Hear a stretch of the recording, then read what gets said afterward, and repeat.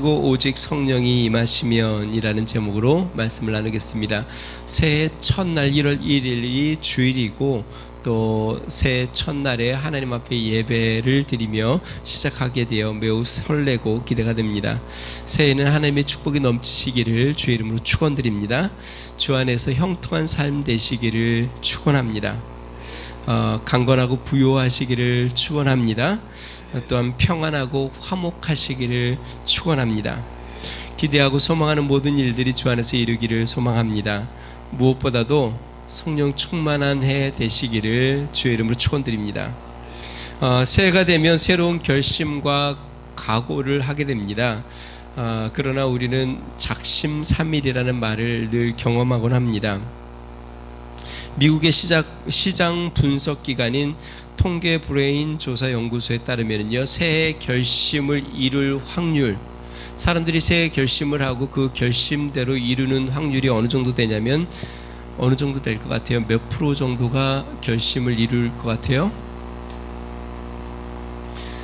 통계 사이트에 따르면 8%가 결심한 걸 이룬다고 합니다. 반대로 생각하면 92%는 결심을 이루지 못한다는 뜻이죠.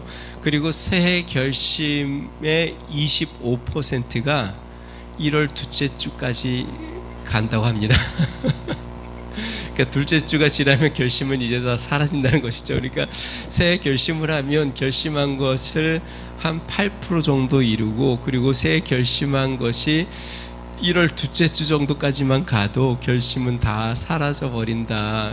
그래서 작심삼일이라는 말이 나왔죠. 참 안타까운 이야기인데 어쩌면 또 당연한 이야기인 것 같기도 합니다. 왜냐하면 새로운 결심대로 새로운 삶을 살려면 무엇이 바뀌어야 될까요?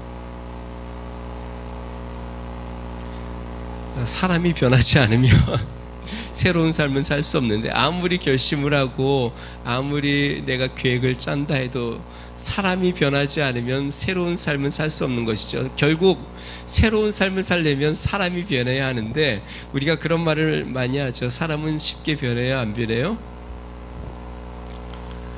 사람은 쉽게 변하지 않죠. 그래서 내가 변하지 않는 이상 나의 삶, 나의 삶의 습관, 나의 말하는 그 언행, 또 나의 행동, 이 모든 것들이 변하지 않고 나의 삶이 변하기를 바라는 것은 불가능한 일이죠. 결국 내가 변해야 삶이 변하는 것이죠.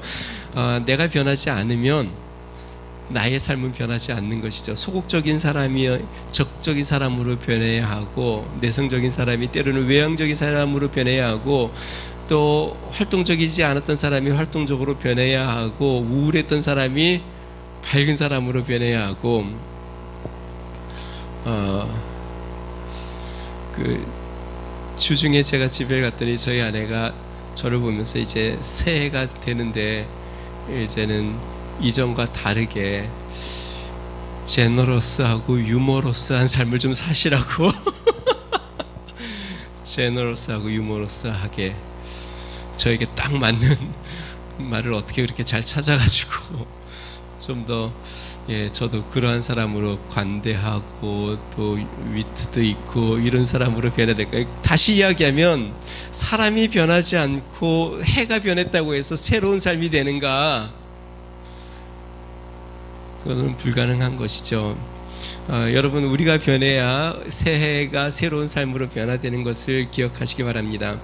우리 신앙생활도 마찬가지입니다. 우리가 늘 생각하는 것, 아쉬운 것, 내가 더 하나님을 기쁘게 하는 삶을 살았어야 하는데, 내가 하나님의 뜻대로 살았어야 하는데, 내가 더 기도하고 말씀 가운데 복음을 증거하는 삶을 살았어야 하는데, 내가 믿음 가운데 승리하는 삶을 살았어야 하는데, 그리고 새해가 시작이 되면 또 다시 한번 각오를 하고 결심을 하고 또 그러다가 실패를 하고 나면, 이런 갈등이 반복되면 누구나 다 이런 생각을 합니다. 어떤 생각을 하냐면, 난 안 되나 봐.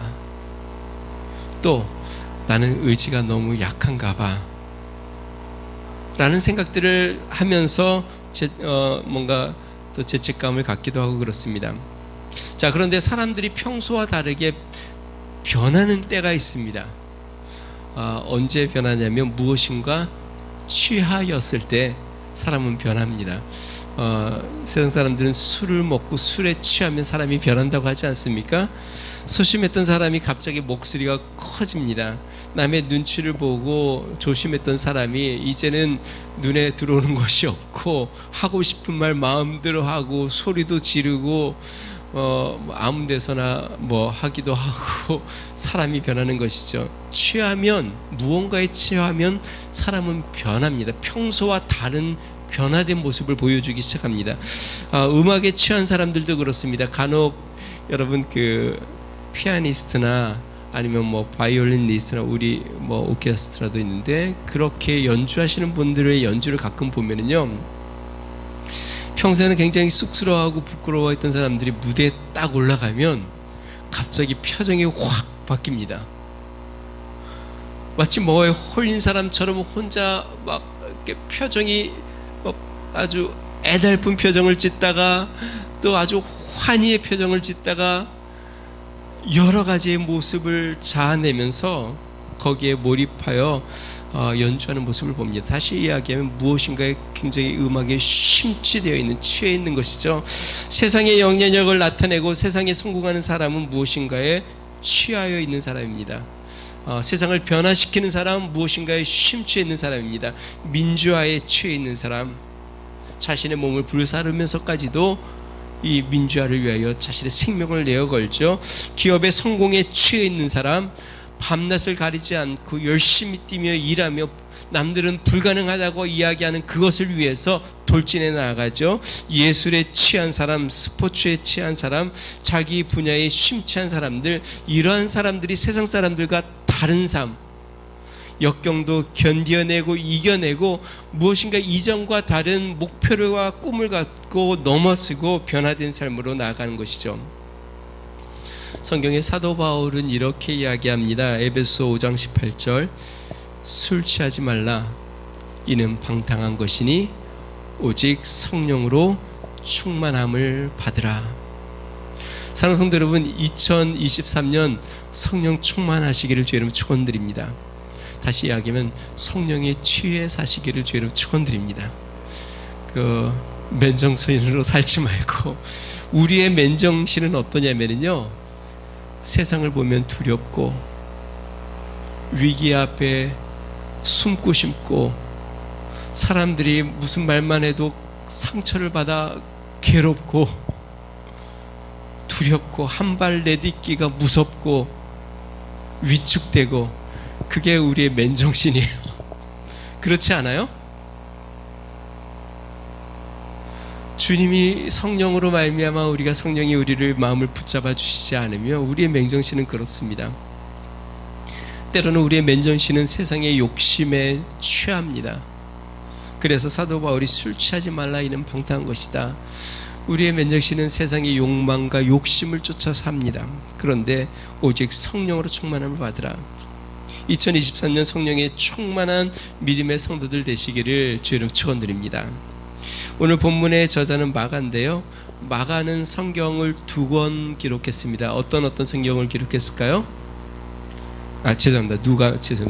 누가인데 누가는 오늘 우리가 읽은 사도행전하고 그 다음에 또 어떤 성경을 기록했을까요? 누가복음은 누가가 기록을 했고요. 누가복음에 이어서 후속편으로 사도행전을 기록했습니다. 여러분, 누가복음의 시작은 어땠냐면 예수님이 제자들을 부르고 공생애를 시작하며 제자들과 함께 기적을 나타내고 이적을 행하시는 장면들이 쭉 나옵니다. 제자들이 예수님과 함께하면서 놀라운 체험을 하고 하나님의 역사를 경험하고 흥분되어 주의 복음을 증거했습니다. 그런데 누가복음에 이제 말미에 가면요, 예수님이 십자가에 못 박혀 죽으십니다. 수제자라고 이야기하는 베드로는 예수님을 부인하고 저주까지 합니다. 다른 제자들은 두려워서 문을 꼭 닫고 마가의 다락방에 숨어서 마음을 조이고 혹시 자신들도 잡혀갈까봐 두려움 가운데 떨고 있었습니다. 자, 여러분, 이러한 제자들이 다시 하나님의 능력에 쓰임받는 사람들이 될 수 있을까요? 이들이 다시 변하여 하나님의 역사를 증거하고 주의 능력을 증거하는 능력의 사람들로 변화될 수 있을까요? 예수님도 이제 안 계시고 이제는 두려워 떨며 이제는 예수님까지 부인했던 그들이 다시 하나님의 역사에 위대한 주의 사도들로 세워질 수 있을까요? 만약에 그렇다고 한다면 어떻게 이들은 위대한 사도로 세워질 수 있을까요? 어떻게 복음의 구속사역의 역사에 세상의 모든 사람들에게 증인으로 세워질 수 있을까요? 그 이유를 보여주는 성경이 사도행전입니다. 그리고 이것을 대표적으로 보여주는 구절이 우리가 붙잡은 약속의 말씀입니다. 8절 말씀 다시 한번 우리 읽어보겠습니다. 같이 읽습니다. 시작. 오직 성령이 너희에게 임하시면 너희가 권능을 받고 예루살렘과 온 유대와 사마리아와 땅끝까지 이르러 내 증인이 되리라 하시니라. 여러분, 성경에서는요 제자들의 의지에 대해서 이야기하고 있지 않습니다. 그들이 얼마나 의지가 강한지, 얼마나 예수님을 따르려고 하는 노력이 열심히 있는지, 얼마나 수고하고 노력하는지, 얼마나 희생하는지, 그들의 지식이, 성경 지식이 어떠한지를 언급하지 않습니다. 성경은 해답을 그들에게서 찾지 않고요, 오늘 성경은 해답을 어디에서 찾냐면 오직 성령에게 달려있다. 여러분, 2023년에 승패가 어디에 달려있다고요? 나의 의지에 달려있을까요? 나의 결심? 나의 노력? 나의 헌신? 아니요, 오직 성령에 달려있음을 믿으시기 바랍니다. 그래서 성경은 이야기합니다. 오직 성령이 너희에게 임하시며, 실패자와 같았던 그들, 배신자와 같았던 그들, 이제는 두려워 떨고 있는 자들, 이제 도망치고자 하는 그들에게 부활하신 예수님이 오직 성령이 너희에게 임하시면, 다시 이야기하면 해답은 성령에게 있다는 것이죠. 2023년 우리의 삶, 우리의 가정, 우리의 교회 해답은 주의 성령에 있음을 믿으시기 바랍니다. 성령이 우리를 인도하시고 성령이 우리 가운데 임하시면 주의 역사가 있음을 믿으시기 바랍니다. 자, 그러면 성령이 우리에게 임하시면 어떤 일들이 일어날까요? 세 가지를 살펴봅니다. 첫 번째는요, 주의 사역에 쓰임받게 됩니다. 제자들이 부활하신 예수님께 가장 궁금한 게 있었습니다. 그게 무엇이냐면 오늘 성경 본문에 나오는데요, 6절 말씀 같이 한번 읽어보겠습니다. 같이 있습니다. 시작. 그들이 모였을 때에 예수께 여쭈어 이르되 주께서 이스라엘 나라를 회복하심이 이때니까 하니. 사실 이 질문은 이전에도 했습니다. 언제요? 예수님과 함께, 예수님이 돌아가시기 전에 성전에서 나올 때에 제자들이 예수님, 언제 주님의 나라가 임합니까? 자, 그런데 이제 다시 이야기하면 제자들은 예수님이 이스라엘을 회복하실 거라고 믿었어요. 그러니까 지금 로마의 그 통치 가운데 있는 이스라엘, 억압 가운데 있는 이스라엘을 예수님이 해방시키고 이스라엘을 다시 영광스럽게 회복시키실 것, 마치 다윗 왕의 그 찬란했던 이스라엘이 예수님으로 회복될 걸 믿었습니다. 그런데요, 그래서 예수님께 언제 주님의 나라가 임합니까? 그리고 백성들도, 유대 사람들도 예수님이 이제 왕으로 오셔서 그들을 건져주실 거라고 믿고 있었죠. 그걸 어떻게 할 수 있어요? 제자들이 예루살렘으로 주님이 올라가실 때 주님이 이제 왕이 되시면 우리 형제 중에 하나는 주님의 우편에, 하나는 좌편에 앉게 해주세요. 그런데 예수님이 십자가에 못 박혀 죽으셨습니다. 그러니까 허황된 꿈이라는 게 밝혀졌어요. 자, 그런데요 여러분, 허황된 꿈인 줄 알았는데 예수님이 부활하셨어요. 그러니까 제자들이 이제, 야, 이렇게 하시려고 그랬구나, 이렇게 부활하셔서 주의 나라를 이루시려고 하셨구나. 그래서 제자들이 다시 한번 물어보는 겁니다. 이제 때가 된 겁니까, 주님? 이제 언제 주님 나라가 이제 이루어질 겁니까? 언제 주님께서 이스라엘을 회복시켜 주실 겁니까? 자, 그런데요, 예수님께서 대답을 하십니다. 그게 7절에 나오는데요. 7절 같이 한번 읽어봅니다. 시작. 이르시되 때와 시기는 아버지께서 자기의 권한에 두셨으니 너희가 알 바 아니오. 너희가 알 바가 아니다. 그러면서 8절 말씀, 오늘 본문 말씀 이야기합니다. 오직 성령이 너에게 임하시면 너희가 권능을 받고 예루살렘과 온 유대와 사마리아 땅끝까지 이르러 내 증인이 되리라 하시니라. 여러분, 여기에서 제자들의 기대와 예수님의 말씀에 큰 차이가 있는 것을 기억합니다. 저를 한번 보세요. 지금 예수님의 제자들과 유대 사람들의 기대는 무엇이냐면 이스라엘을 회복하는 것입니다. 자기 민족을 회복시켜 주는 것. 그런데 우리 주님의 초점은 어디 있을까요? 예루살렘과 온 유대와 사마리아와 땅끝까지 이르러 회복되는 것. 여러분, 여러분들의 2023년의 기대는 어디에 있어요? 우리 가정이 회복되는 것. 우리 가정의 관계가 회복되는 것, 내 사업이 회복되는 것, 우리 교회가 회복되는 것. 지금 이스라엘 백성들은 이스라엘이 회복되기를 바라고 있어요. 그런데 주님의 관심은 거기에 머물러 있지 않습니다. 주님의 관심은 예루살렘과 온 유대와 사마리아 땅끝까지 이르러 온 세계 모든 백성이 주님의 품 안으로 회복되는 것. 그것이 주님의 관심입니다. 우리 교회도 마찬가지죠. 우리 교회가 다시 부흥하는 것, 그것이 우리의 관심이 돼서는 안 되겠죠.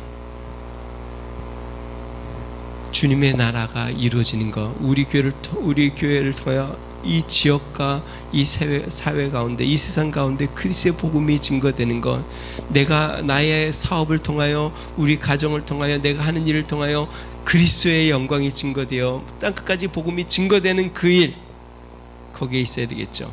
자, 또 하나, 예수님의 말씀과 제자들의 기대와의 차이가 있습니다. 제자들이 예수님께 이렇게 물어봅니다. 뭐라고 물어보냐면, 주께서, 6절 말씀 보세요. 주께서 이스라엘 나라를 회복하시면 이때니까. 누가요? 주께서.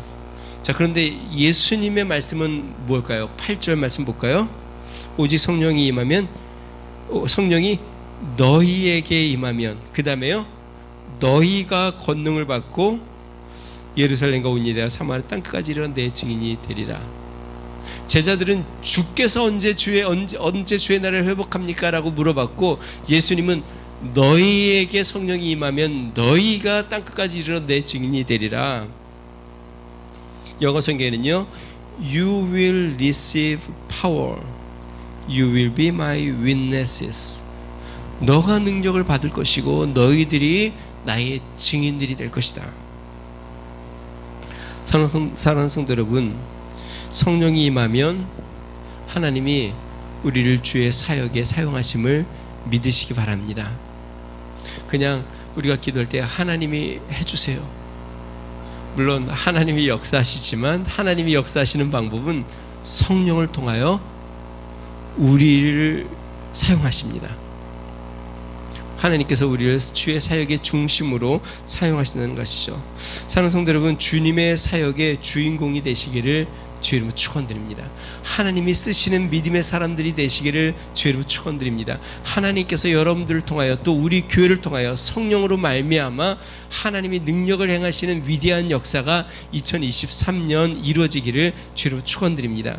여러분들의 직장에 하나님이 여러분들을 통하여 복음의 역사를 이루시기를 주님 축원드립니다. 아멘이 없네요. 이 지역 가운데 우리 교회를 통하여 복음의 역사가 일어나기를 주님 축원드립니다. 하나님께서 성령으로 말미암아 주님의 사역에 쓰임 받는 믿음의 역사 우리 가운데 있기를 바랍니다. 자, 두 번째요, 성령이 우리에게 임하시면, 오늘 성경 말씀 보니까 권능을 받는다라고 이야기합니다. 주님께서 성령으로 임하셔서 주의 사역에 우리를 사용하실 때에 어떻게 사용하시냐면 권능을 주셔서 사용하십니다. 성령님이 우리에게 임하신다는 말은 하나님의 영이 우리 가운데 임하신다는 뜻인데요. 이 하나님의 영은 능력의 영, 권능의 영, 우리 하나님은 능치 못함이 없는 하나님이 우리 가운데 임하신다는 것입니다. 자, 우리 안에 능치 못한 하나님이 임하시기에 하나님께서 우리를 통하여 능력, 권능을 행하게 하신다라는 것이죠. 여러분, 예수님에게 하나님의 권능이 있으셨습니다.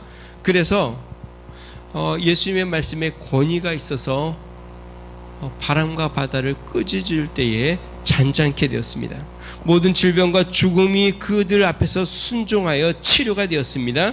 기적과 역사가 나타났습니다. 성령이 임하여 하나님의 권세가 나타난 것입니다. 이 주님께서, 예수님께서 요한복음 14장 12절에 이렇게 이야기합니다. 내가 진실로 진실로 너에게 이르노니 나를 믿는 자는 나의 하는 일을 저도 할 것이요 또한 이보다 큰 것도 하리니 이는 내가 아버지께로 감이니라.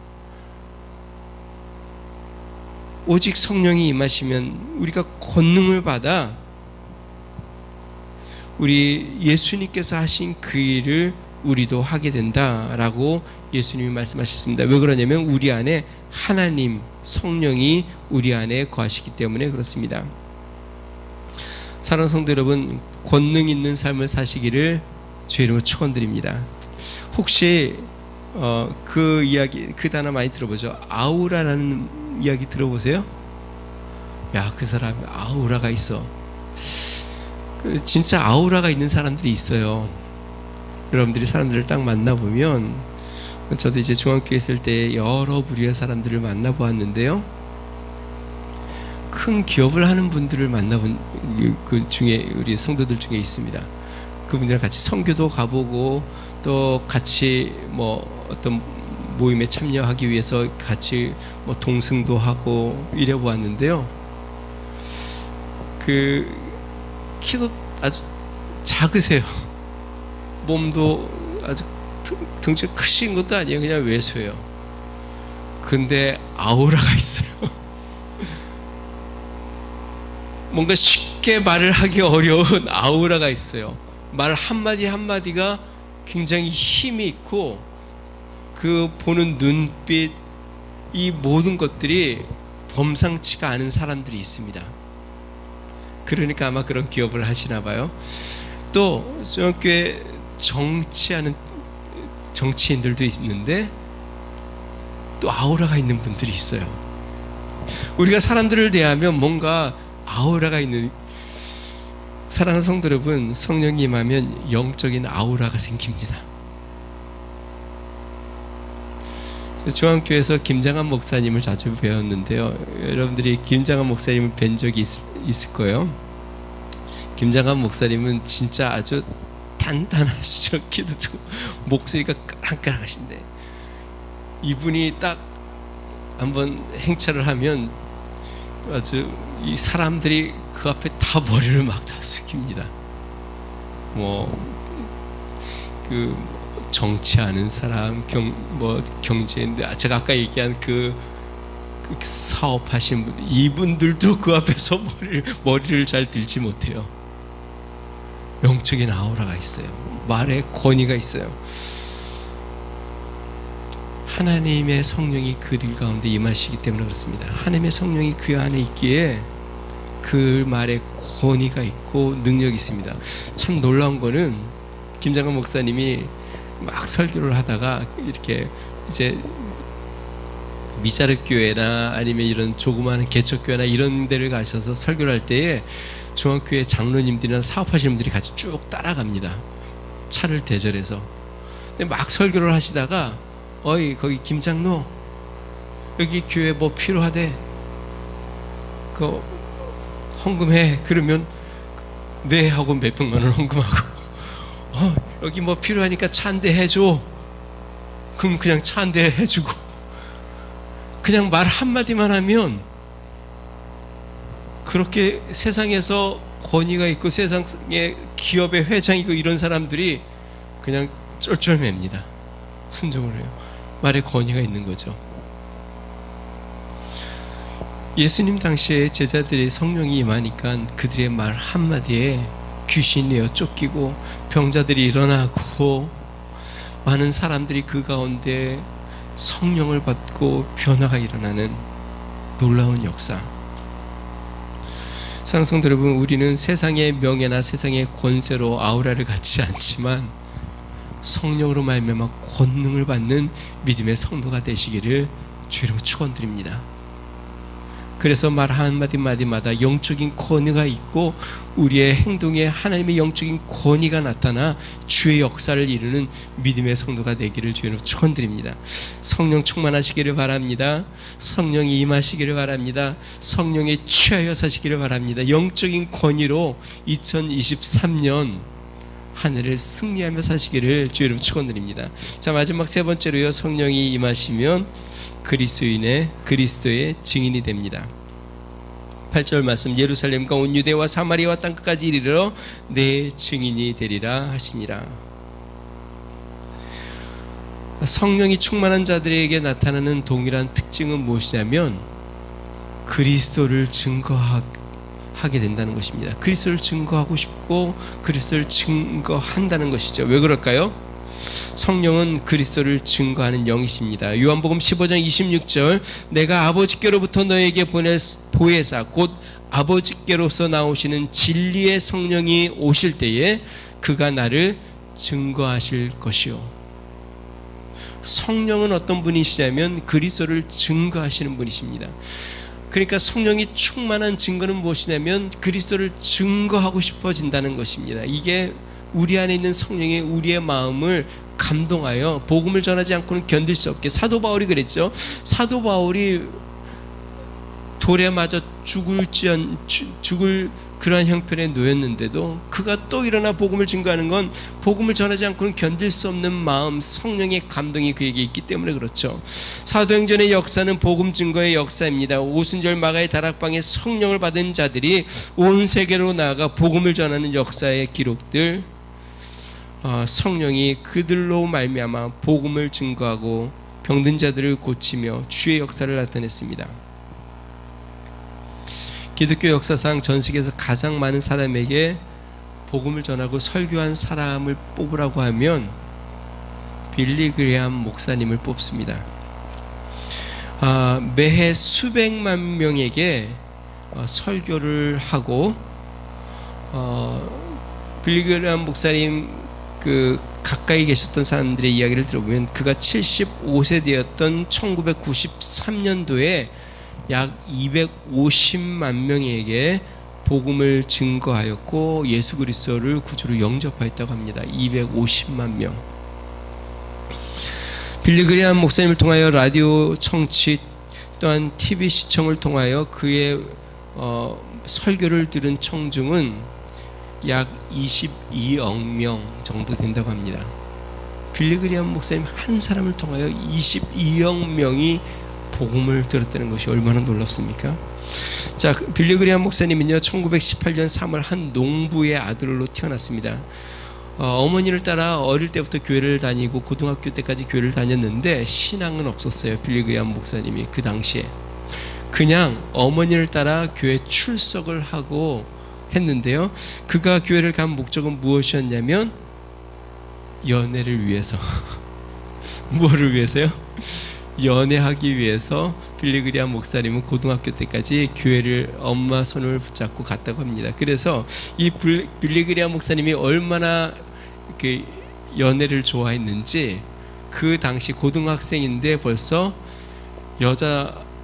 사귀던 여자가 5명이나 되었고, 그래서 별명이 빌리 그레함 목사님 별명이 연애대장, 연애대장이었다고 합니다. 빌리 그레함 목사님이. 그런데 한 번은 그가 출석하는 교회에서 부흥회를 하는데 잭슨이라는 목사님을 초대를 했습니다. 우리도 이 목사님을 초대해야 될 것 같은데, 잭슨 목사님. 잭슨 목사님의 설교를 듣던 빌리 그레함 목사님에게 성령이 임했습니다.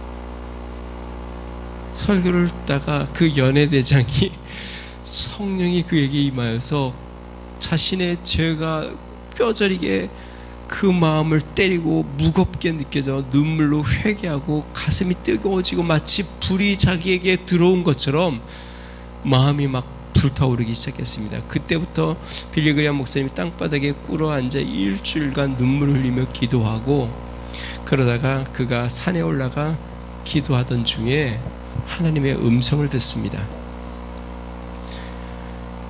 빌리그리암아, 너 이제 말씀을 전파해라. 빌리그리암아, 이제 너 하나님의 말씀을 전파해라. 그 연회대장인 빌리그리암이 성령을 받고 회개하고 하나님의 음성을 듣고, 그가 침례 신학교에 들어갑니다. 미국에서 신학교에 들어가서 신학을 하고 졸업을 하고 목사가 되어 그때부터 복음 증거자로 하나님 앞에 쓰임 받기를 시작합니다. 그러며 전 세계를 돌아다니면서 22억 인구에게 복음을 전했습니다. 빌리그리암 목사님이 이렇게 이야기합니다. 성령의 능력이 나에게 떠나면 나는 진흙 한 덩어리에 불과합니다. 성령의 능력이 나에게 만약에 떠나가신다면 나는 아무 쓸모없는 진흙 한 덩어리밖에 안 됩니다. 다시 이야기하면 빌리그리암 목사님을 빌리그리암 목사님 되게 한 것, 그가 세계 곳곳에 나아가 그리스도의 복음을 증거하게 한 것, 그것은 성령의 능력이 그를 그렇게 만든 것이죠. 사랑하는 성도 여러분, 성령이 임하면 우리는 그리스도의 증인이 됩니다. 담대하게 증거하게 됩니다. 복음을 부끄러워하지 않게 됩니다. 오직 하나님의 증인으로, 하나님의 사람으로 살게 되는 것입니다. 2023년 성령의 충만함을 입으시기를 주의 이름으로 축원드립니다. 성령이 여러분의 삶 가운데 강하게 임하여 주의 역사에 쓰임받기를 주의 이름으로 축원드립니다. 마지막으로 성령 충만을 위한 제안을 몇 가지만 하겠습니다. 2023년 말씀을 읽으시기를 주의 이름으로 축원드립니다. 매일매일 말씀을 가까이 하시기를 바랍니다. 여러분의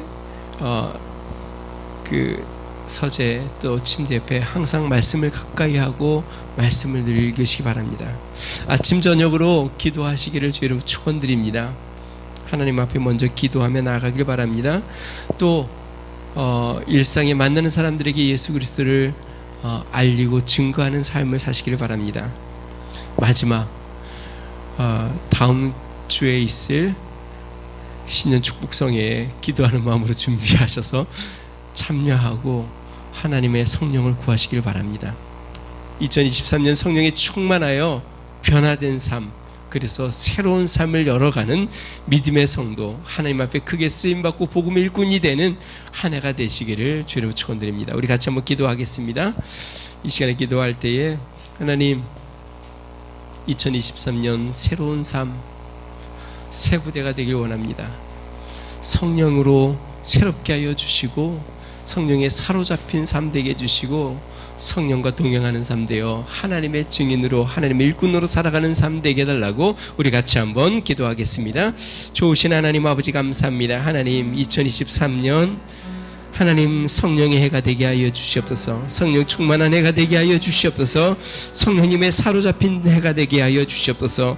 하나님 아버지, 주의 성령이 우리 가운데 충만히 임하여 하나님 아버지 그리스도로 말미암아 하나님 주의 역사에 동참하고 하나님의 영광을 드러내며 그리스도의 증인이 되는 삶이 되도록 우리 하나님 복을 내려 주시옵소서. 우리 위더스 중앙교회 2023년 성령 충만한 해 되게 하여 주시고 우리 하나님 앞에 영광을 돌리게 하여 주시며 주의 나라가 하나님 우리 가운데 이루어지는 놀라운 역사를 경험케 하여 주시옵소서. 하나님 아버지 주님, 우리의 인간적인 생각이나 욕심이나 우리의 지식이나 우리의 노력으로 살지 아니하고 하나님 아버지 성령의 인도함을 받으며 성령과 동행하며 성령에 사로잡힌 삶으로 2023년 살아가도록 주여 은혜를 더하여 주시옵소서. 우리 하나님께서 함께하여 주시고 하나님 축복하여 주시옵소서. 주님 앞에 나아갑니다. 주님 축복하여 주시옵소서. 주님 감사합니다. 하나님 아버지 감사합니다. 하나님, 2023년 성령 충만한 해가 되도록 은혜를 더하여 주시옵소서. 하나님 아버지, 성령에 취하고 우리 주님께 사로잡혀 하나님 아버지 주님이 기뻐하시는 일에 우리의 삶이 드려지고 주님을 증거하는 삶으로 나아가도록 은혜를 더하여 주시옵소서. 권능이 있는 삶, 하나님의 영광이 드러나는 삶, 주님의 일꾼으로 쓰임받는 삶이 되도록 하나님 몸된 교회와 우리의 가정, 하나님 우리의 개인의 삶 가운데 역사하여 주시옵소서. 이제는 우리 주 예수 그리스도의 은혜와 하나님 아버지의 무한하신 사랑과 성령님의 감동, 감화, 내주 충만케 하신 은총이 2023년 새 부대가 되어 성령 충만한 삶으로 주님 앞에 나아가 주님의 증인이 되기로 소망하는 믿음의 성도, 가정과 교회와 나라와 민족 위에 이제로부터 영원토록 함께 하시기를 간절히 축원하옵나이다. 아멘.